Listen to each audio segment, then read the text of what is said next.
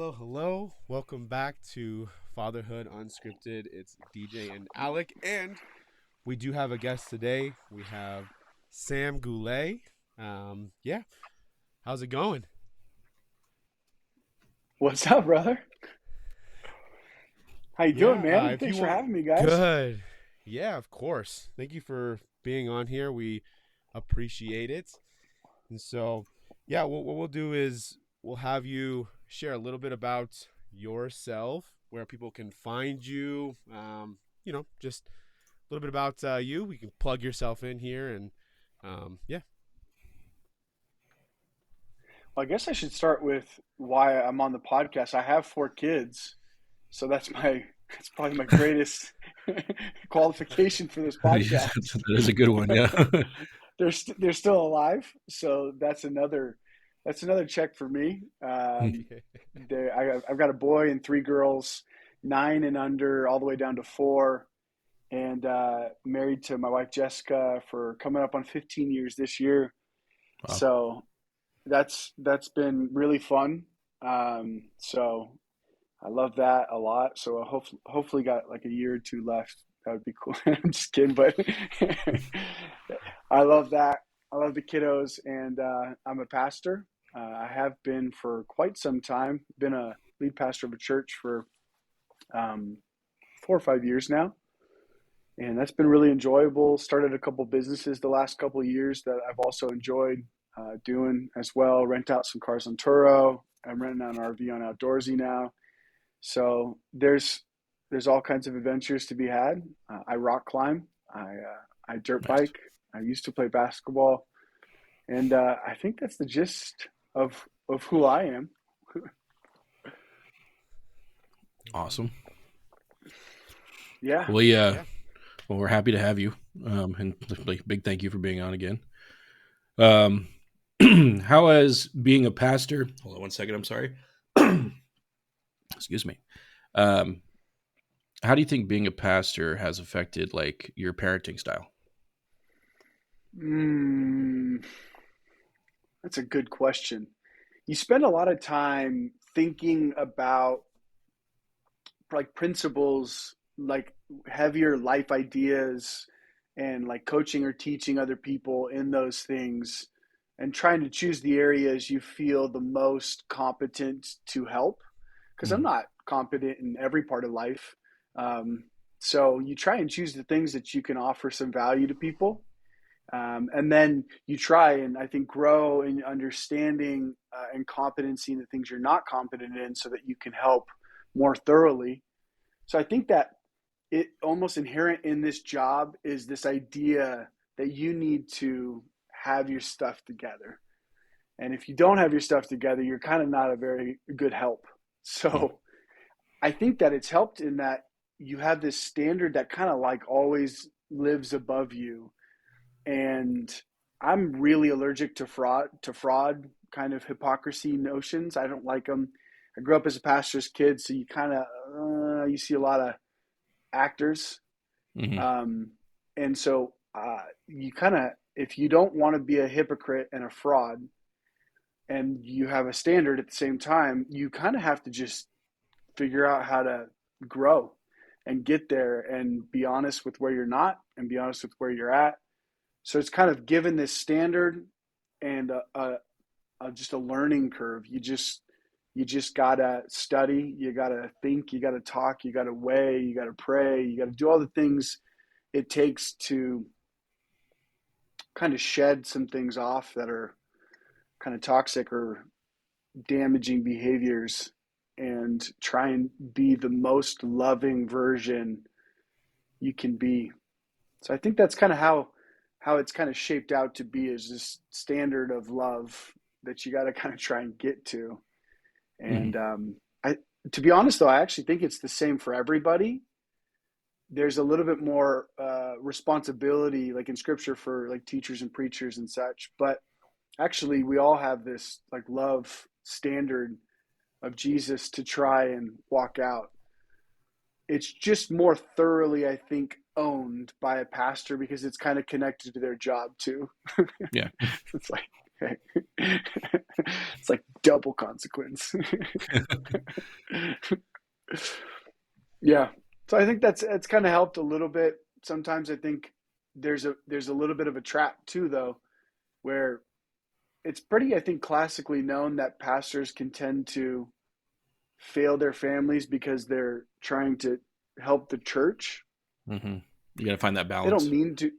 Yeah, nobody sets out to do that. Nobody Mm-hmm. sets out to fail their family. That's for sure.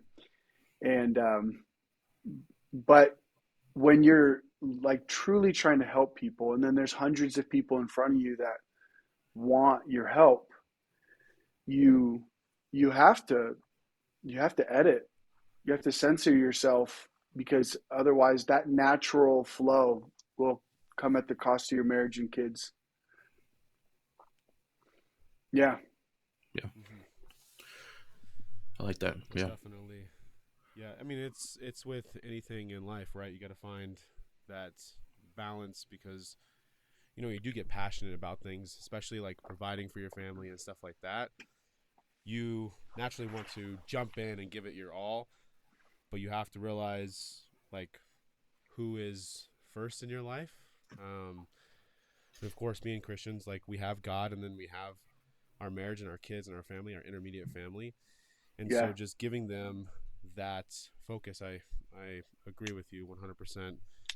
And you did talk about like principles, values, living up to a standard. Like, how do you find grace for yourself as a father, like when you know you're trying to live up to that standard and you fail? Like, how do you give yourself room to have grace on yourself? Yeah. Well, sometimes I don't. I just don't.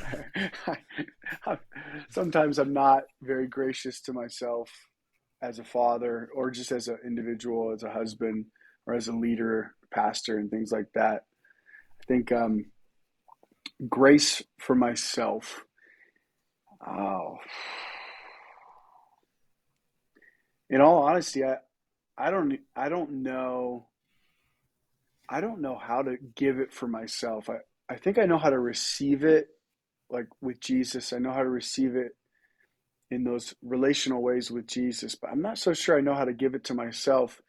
I think if I were to call like, oh, I give myself grace on that, is I just move on. Uh,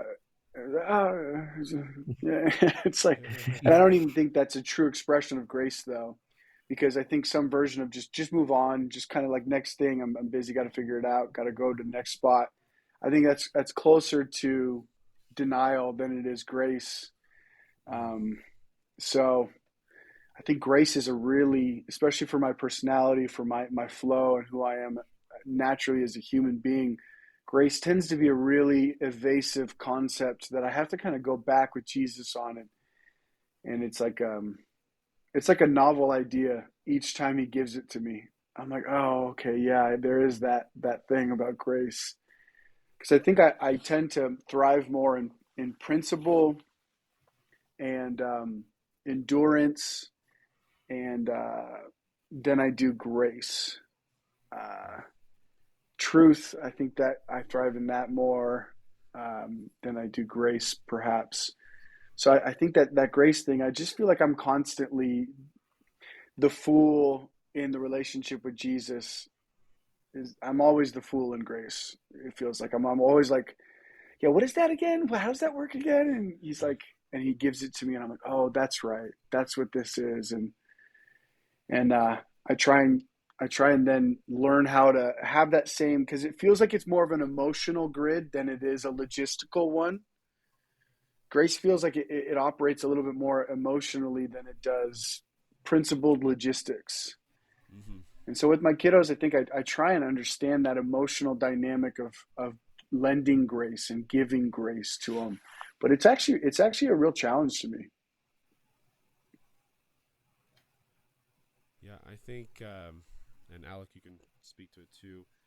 I don't know, if it's like just the way we grew up or however, it's just like, yeah, you do get into like, I wouldn't say like want to be perfect, but just like it's, you're tougher on yourself no matter what, anyways, right? So, like, Like I'll Mm-hmm. be playing bass on the worship team. Nobody knows I screwed up, but I know that I screwed up 15 million times, and like I beat myself up over it instead Yeah. of giving myself grace and letting myself, hey, everybody makes mistakes, and stuff like that. So yeah, no, I know how hard it can be to allow yourself to like, yeah, but it's okay. Like everybody Yeah. makes a mistake, and you can just all you have to do is learn from that mistake and move on. Not necessarily are you just moving on, but you have to learn from it as well, or else that mistake just it creates a pattern in your life, whether it be healthy or unhealthy. Like if you're not learning from that thing, unhealthy, I guess, would be the Mm-hmm. correct. But that's the kind of pattern it ends up creating. Yeah. And so, no, it is hard. I It's a think that's a difficult great point. subject. Like what's yeah, like what's the goal? Is it perfection or is it growing? And if I really see somebody like growing, they're like getting it and they're adjusting and I could see growth, then I can tend to give grace a lot easier than when I see a lack of interest in growth, adjustment, and they're just staying stuck. I think Mm-hmm. that's where I really tend to like struggle with the grace bit. I'm like, what? I can't even understand that. How you can't be applying the effort to grow and learn and adjust, pivot, reconsider, re-strategize, push through, figure it out. That's the part where grace is evasive when there's a lack of willingness to grow. Yeah, and I think that might be, why some people find it difficult to give themselves the grace. And if you are giving yourself that room to grow, then I guess in essence you're giving yourself grace because you're learning from those things and you're Yeah. not getting stuck on it, or just moving on and shoving it down. But you have any thoughts, Alec? Mm-hmm. I was gonna say, I think even if we take that back to as just us as dads, I think that we get put up on a pedestal sometimes as dads that we're like the man and we have to take care of our families and stuff, and we don't give ourselves enough grace when we do fail because it Yeah. happens. And I think that Yeah. like nowadays in the world, it gets put to that point where a lot of people are just not knowing how to handle it, and so they anger they reach out to their kids. They yell at their kids, yell at their wives, um, do other stupid stuff to themselves sometimes, and so I think we have to find a way to give ourselves grace, but at the same time, like you said, Samuel, is if we're growing and we're learning from our mistakes, learning from what we have done, then at that same time, that's can be a type of grace as long as we're moving forward and not sticking ourselves in and like I'm going to put a wall now, you know. Yeah. Yeah. That's a really good point as a father is can you exercise the humility when you're not the version of dad you think you should be? Mm-hmm. And so there's this dissonance between your idealistic notion of a dad and then what you actually are. Mm-hmm. And correcting the lens to go, well, this is what I actually am as a dad. And that's okay as long as I'm growing in it. Mm-hmm. Well, because that fantasy idea of whatever version of a dad is our fantasy in our head, we could probably just let it go. And it'd probably Mm-hmm. be the healthiest thing. Actually, it's probably causing the most anxiety and the most shame and the most, oh no, my sense of self is not what my idyllic sense should be. So I'm stressed on this thing. I have anxiety. I have shame on this thing. And then shame causes tremendous collapses, like Mm-hmm. tremendous. That's where all the worst stuff happens is when somebody operates in shame. They start to they start to cope in some really toxic ways. They start to have anger as a shield. They start to have deception as a cover. Shame gets real bad, but it's where there's this dissonance between my idealistic self of a father. But the guy on TV that you saw, it was like 20 minutes a week, and then it's Mm-hmm. like it's not real. Bluey, the show I watched, that dad is perfect. Right. He's a stupid dog, but he's so much better than me. He's always plays with his kids. He's always making them laugh. He's always has a great truthful moment. And I literally found myself being like, "What the heck? This dad's so much better than me." But then I realized like I don't actually see him, but in the best moments that they've tailored to me. Mm-hmm. And when I really thought about it, I was like, "Well, yeah, you know, he's not perfect. I'm better. That's the Bluey episode we need. We need the dad breaking down in the background. Yeah. Yeah. Yeah, because his dad is perfect. I'm like, this is Mhm. silly. Yeah. This is No, silly. that's a good point that you brought up. Is we fantasize about what we should be or how we Yeah. should do things. When it comes down to it, we're all individuals. We Mhm. all have our Yep. own strengths. We all have our own weaknesses, and so how I excel as a dad is not going to be how you, Sam, excel as a dad, or you, Alec, excel as a dad. But like, if we're just getting the basics right, your kids, they feel loved by you. How do you show them Yeah. that you love them? Like, are you Yeah. showing them that you care for them? Are you showing them that you give them enough space to be who they are? See, that's another thing too, is if we get stuck into that fantasy, we teach our kids an unhealthy way of like living. Like, don't be Mhm. yourself, Yeah. be somebody else. And so, Yeah. yeah, no, it's, yeah.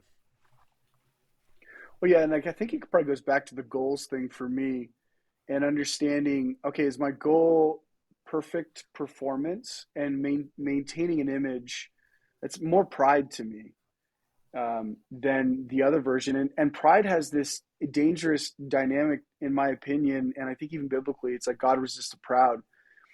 But what that says to me more holistically as a father is that if I exercise my fatherhood in a prideful way, then I'm going to be experiencing turmoil and disconnect with God, and God is peace and love. So I'm disconnected from peace. I'm disconnected from love. I have a tumultuous relationship with those dynamics. But if I embrace humility as a father, like, hey, this is what I'm really thriving in, but also this is what I'm struggling in and I'm learning in, I'm growing in, or I've missed, please forgive me. And exercising that humility, there's a grace released in the whole house, and it sets everybody at ease because everybody realizes that humility in error or failure is an option, and then embracing growth is an option. And we show that as a father, not the perfect ideal pride image, but we show that the best way to behave in part, when I'm not whole, this is the best way to behave. When I'm not great, this is the best way to operate. So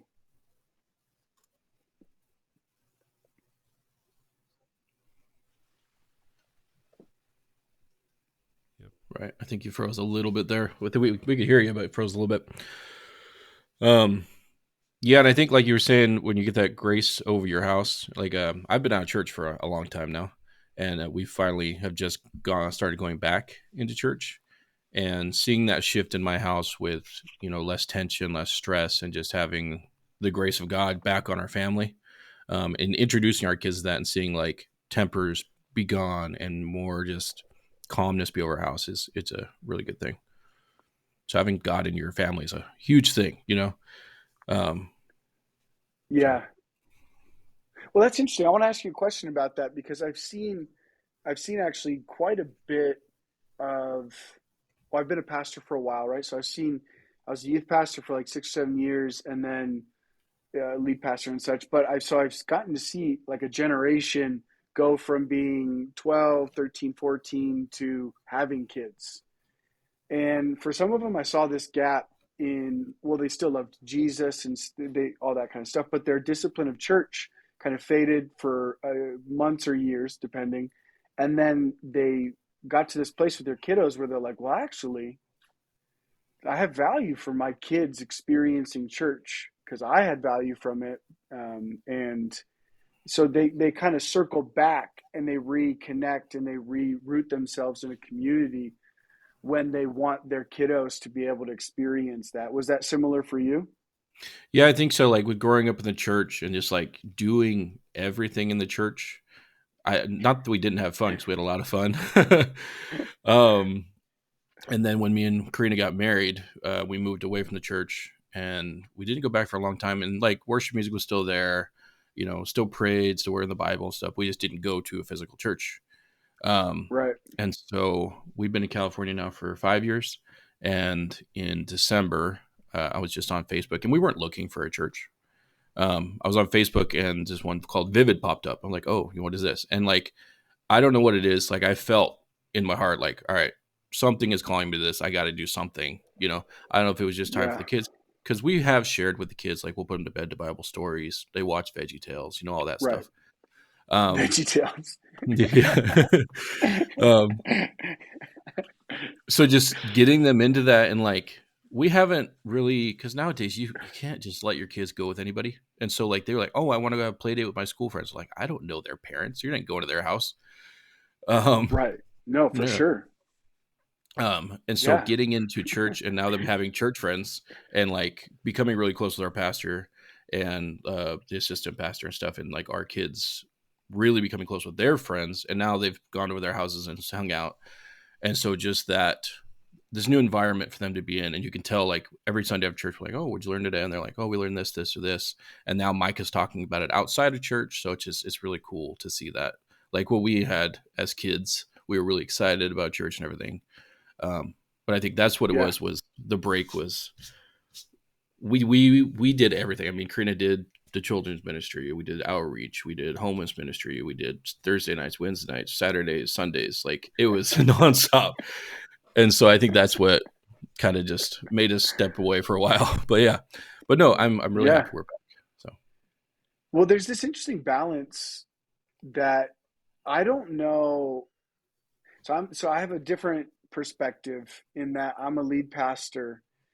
So I get this really interesting, and DJ could probably speak about our community as well, but I came from that dynamic that you came from, Alex. So I went to I went to school at church. I went to church.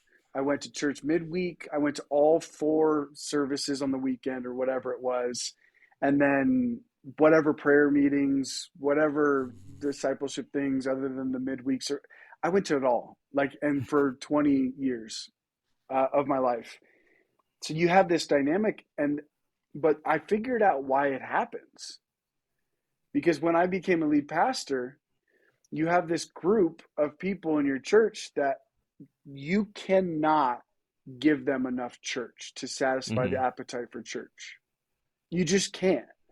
And then if you really want to, like, if you're trying to like grow the population of your church, you think, what I want to provide the most amount of openings for this container to receive people. And that's just kind of church growth dynamics. And you're just like, feel the fire, feel the fire, feel the fire, feel the fire. So you got a midweek, you got a Saturday night, you got an extra service, you got an extra service, you got an extra service. You get to 80% capacity, you do another service. Mm-hmm. And you just roll the train along. You just push it, go, go, go, go, go, go, go, run, run, run, run. You're saving people, saving souls, get it done. Vision, vision, yeah. And it feels really good in the moment. And then all of a sudden, 7 years, 10 years, 15 years of it, and your kids have experienced a decade or a decade and a half of this idea of church. Mm. And this is why I think it keeps on getting reproduced and recreated. And it becomes a problem is because parents don't figure it out until the kids hate church. And so they do 15 years of it, and they're like, why do you hate church? I don't understand. Why do you hate God? Why do you hate everything that we have raised you in? And like they were overexposed to the attendance, not overexposed to God. They were overexposed to like the same thing every single day. And they were required to be at it, and it became a religious expression, things like that. So it's like an interesting like cycle we just keep on recreating in church culture. And I was like, well, we've made some decisions in our community where we're like, well, we're just not doing that. Mm-hmm. And I felt like initially it caused us to, like, it was less successful initially. Like I would have been better off, another service midweek, leadership, volunteer, show up for free. I would have been better off early doing all those things. We would have seen more initial fruit in whatever we were trying to do. But now I feel like 5 years in, we're seeing the fruit that came from being wise in our energy expense. Mm-hmm. And like my kids like church still, and I'm the lead guy and whatnot. And they go pretty much once a week. And if anybody invites them to not be at church on Sunday because of sleepover or whatever, I will like say yes. I'll like run to say yes because I want them to know, like, yeah, Like, breathe, bro. It's okay, man. Like, you'll be there Hmm. next week.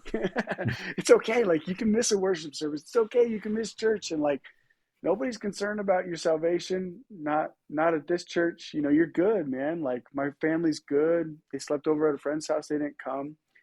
And like, as a father, I think that that idea of expressing church community has been important for me to do it with a love and a passion for people, but also with a willingness to say, we're not going to do this religiously. Hmm. We're just not. And it's not a greater version of church to do it like that. You know, and we could be patient, we could be kind, we could be loving, and we could be wise in our expense of energy towards that community. Yeah, I like that. I think what's not talked about enough, and I think we're getting to that point. Like, just we're everybody's just learning. We're evolving, right? We're progressing towards understanding things, but like obviously as human beings, we long for connection, right?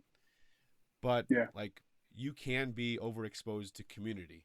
Like there's a time where you Hmm. have expensed everything that you have emotionally and you're just giving out of an empty vase or empty vessel.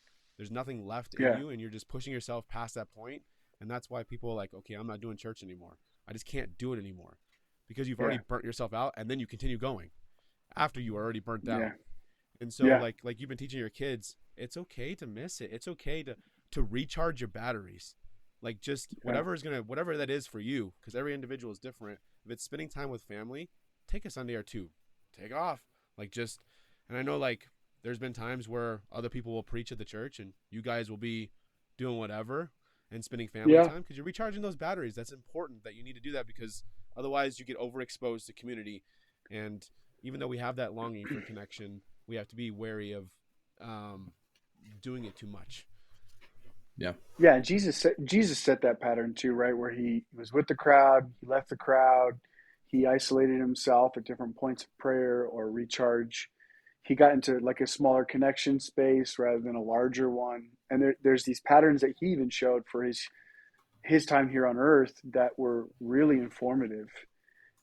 Even seasons where he declined leadership, like he's like, it's not my time yet, you know, and I think that these are patterns that we don't really pick up on because I think we think this like we think, oh, the most successful version in my brain, the similar to like fathering, right? It's like the most successful version of me as a Christian is volunteering 3 times a week, soup kitchens, da da da's, and you're just going down the list, and then you're like, okay, I have like 7 things I got to do as like a church person, and then you've got like 55 things you need to do as a father, and you're like, well, maybe like 7 of those can go away to make room for it, and you start to compromise on some of the other areas that are your priority biblically. And um, and so I would always make the recommendation to people: of don't let those lesser priorities, biblically speaking, take up room that is meant to be done here. Like, let your marriage be first. Mm. First, invest in that thing. Love on her so well, like just so well. And if there's a problem in your relationship, feel free to stop everything else that's not critical, like everything else, because your ability to father will be really, really hurt if your marriage fails. Hmm. It'll just be hurt. Like, it's just a dynamic, and a lot of people face it and they have to navigate it. But prioritize that marriage, like, because you as a father is going to struggle if your marriage is not in a great spot. And uh and it, and I think that, do you remember that episode with Tim and Pam, or not Tim and Pam, but Jim and Pam in the office, where they chose to fight rather than not fight? Hmm. And there was this big lesson in the episode, which was like, no, we're gonna actually fight for this, and that's a healthy thing. Like, we're gonna figure this out. And that's all too often like the failure of a marriage that happens is like they just stop trying. They just stop trying to sort through the conflict. They just stop trying to heal. They stop trying to figure it out. And it's so detrimental to the family unit if it doesn't work itself out, and you don't work on it and work on it and work on it. Get help if you need to. Stop all the other chaos. Stop hanging out with friends if you need to. Stop hanging out with all these Bible studies if you need to. and really focus on the marriage. Focus on it and focus on it and focus on it. Get help, get outside input that's wise. Little soapbox perhaps, but I think that it hurts tremendously your ability to father if you're not. And isn't that one of the most critical images you're giving your kids is what it looks like to Mm-hmm. love mom and love her well, you know? So when my kids always try and jump in and intercept my wife and I's cuddle, like I'll hang on to my wife Jess. I'll hang on to her and I'll kiss her and they'll be like, "What are you doing?" And I'm like, "I love mom. That's what I'm doing. I love her, you know." Mm-hmm. And so before you guys, it was us, and after you guys, it'll be us. So, so I'm gonna hug her. I'm gonna love on her, and you guys are gonna watch. You Yeah. know. Well, I think it goes back to Bluey. There's the smoochy kiss that they do, and we do that. We say Yeah, smoochy kiss, and our kids try and break it up. We're like, nah, no, yeah. You hmm stiff arm your kid. yeah. It's like this is good fathering. Trust me, you'll see one day. But you gotta do it back to when they're older too. When they get that girlfriend or that wife, you're like, all right, let me get in there. Well, that might be That's weird, right. but yeah. That's right. Yeah. Yeah, for sure, man. It's that choice of what it looks like to be a man of God and to prioritize properly. Okay, so church community is important. Serving others is important. But this is the priority of love that it's outlined biblically. This is the priority of service that it's outlined biblically. So at some level, at some tier, church community is there. Mhm. And there should be an expression of it in health and wholeness. But the first one is going to, as far as humans go, is that marriage. Next, family, and then church family. And so that you show them as a father, like this is what it looks like to lead well in these spaces, to champion well in these spaces. Sometimes families get so isolated that they're not expressing that or showing that to their kids. So their kids grow up never really knowing what it means to sacrifice for community, appropriate sacrifice, right? Appropriate love, appropriate service. And so sometimes the pendulum swings so hard that it just raises kids to think only about their needs. And that becomes problematic in a love expression. And that becomes problematic when they get married one day, becomes problematic when they're a father or a mother one day, because so much of my life now is an unselfish expression. Mhm. I mean, like I go home and I don't even know when me time begins until like, okay, kids are asleep and then Jess fell asleep on the couch. And then there's a little, maybe I'll hop in the hot tub, maybe I'll watch a show. But so much of it is this: love your wife, serve her, love your kids, serve her. And if you don't learn those things early on as kids, it becomes a really hard lesson later to learn those things of what it looks like to love and serve. Yeah. Yeah, most definitely. Learning those healthy boundaries, because boundaries are important. Um, and if you don't learn how important they are early on, it's hard to do it because if people will buck up against it and say, "Well, what are you doing?" Well, I'm having a boundary is what I'm doing. People won't like it, but if you know the importance of it, you're like, "Well, I don't care if you don't like it. It's my boundary. It's mine to set. It's not for you to like." And so, Right. just being able to teach your kids, even if you didn't learn it, like learn it and teach them in the same swoop. But yes, boundaries are important. Yeah. So Yeah. Boundaries is such an interesting conversation because I've heard the word boundaries a lot. So I have my degree in psychology, families, my sister runs a therapy center. So boundaries is like a strong part of like everyone's language now.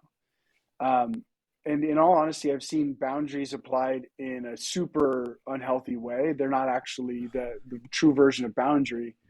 right. And then I've seen them done in like, wow, that's really great and that's really beautiful. I'm really glad you're learning to have a no. I'm glad you're learning to have principle on when you do it and when you don't. Exercise discretion. So I'd always encourage somebody to just not do a thing that feels best to them and call it boundary. exercise, but like actually educate yourself on what it means to set boundary, how to do it lovingly, how to say no lovingly. Because if somebody doesn't know how to say no, sometimes their first no is F no, screw you and everybody else. You can go to hell. And that's their first no. And you're like, whoa, okay, I'm glad you're learning to say no, but you can do it lovingly. You don't have to villainize the person that's trying to get something from you. You could just lovingly say, oh, no, I'm good for now. I don't hate the AT&T guy that tries to get me to sign up at Costco. You know, he's just trying to do his job, man. And I can have a boundary and say, no, I'm not going to talk to you about the phone thing today. And I smile and say, hey, no, thanks, guys. Appreciate you. And I just keep walking, you know. But I don't have to hate him. I have to be like, oh, these salesmen and they're always trying to get my money, you know. I hate AT&T. I hate you guys. Hate coming to Yeah. Costco because of that. Yeah. Yeah. You ruined my Costco experience. I love Costco except you guys. You're not handing out food. Don't talk to me. Yeah, dude. Yeah, give me a sample, bro. Give me some AirPods or something, man. Yeah, free phone or something. Give me something. Yeah, dude. For sure, man. That's how I feel about it, for sure. Mm-hmm. That's cool. Well, I mean, we're going on 40 minutes. It's a good episode. I mean, we got really good discussion going, and not that I want to end it. But would you try and keep it about 30-ish minutes? Nice. Yeah. No, it's been a really good discussion. I like where this has gone. So, yeah, D. That's cool. Yeah, That's the 21 Pilots album back there, right? Yeah. And my son loves that album. So they just announced today their new album is going to be out in May. Ooh, nice. I think, is it 11? 45 minutes ago, they just dropped the new song. So Nice. That's really cool. I used to really get excited for upcoming releases of movies or albums, and until I think it's Justice League, because I'm a big Superman guy, and actually Man of Steel was probably the first like crack in the armor, because I saw the first preview of Man of Steel like a year and change before it came out, and I was like, bro, my life's about to be changed. You know what I mean? My life is about to be changed. And then I was like, nope, not changed. Disappointed. I waited a year and a half, and it's just, you know, because because that was Christopher Nolan. I wanted a Dark Knight version of the thing. I wanted something amazing. I was like, yeah, let's go. And it was just like, I don't know, man. It was a miss. Man, I love Superman. Why don't they do him right? And then I was like, you know what? I can't do this anymore. I can't hop on the expectation train for a year and then just be so disappointed. And so I just was like, I'm just going to go watch movies when they come out. And then that's what it's going to be, you know? I'm not doing this whole trailers a year out thing, you know? Yeah. Yeah, DC, they dropped the ball there for a good minute. Yeah, and now Marvel's dropping it, dude. What's going on, man?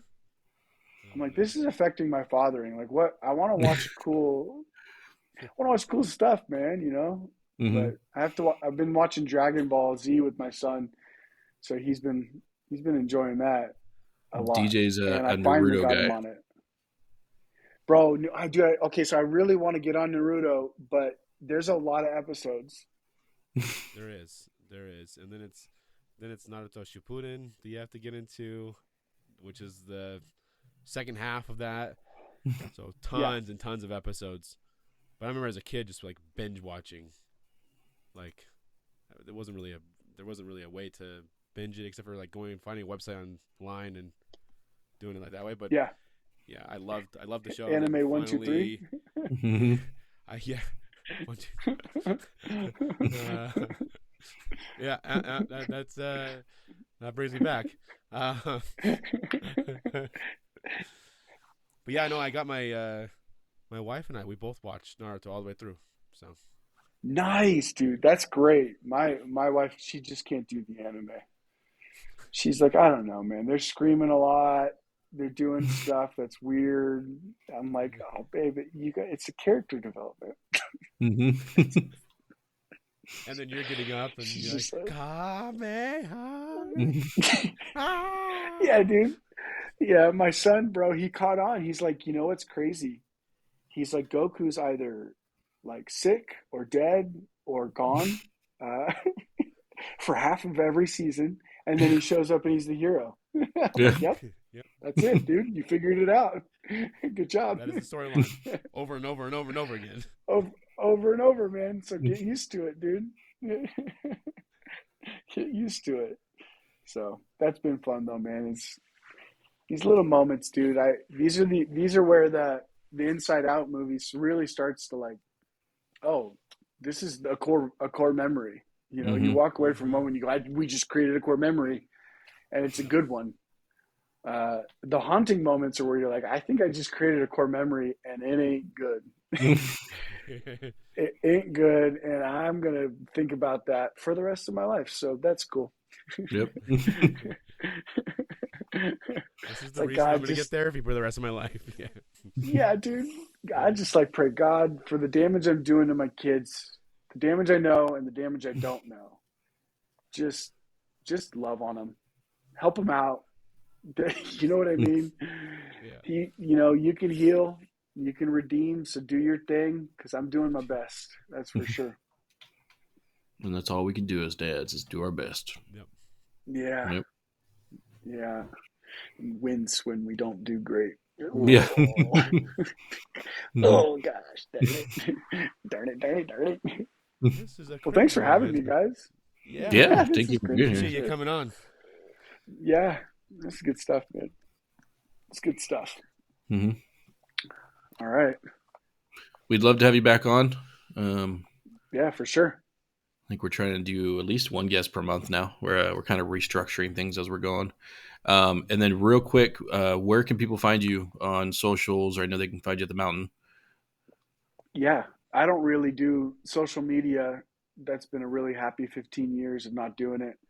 So, um, but you can find me on like the mtnchurch.com, or we have our Spotify for the sermons. We have YouTube.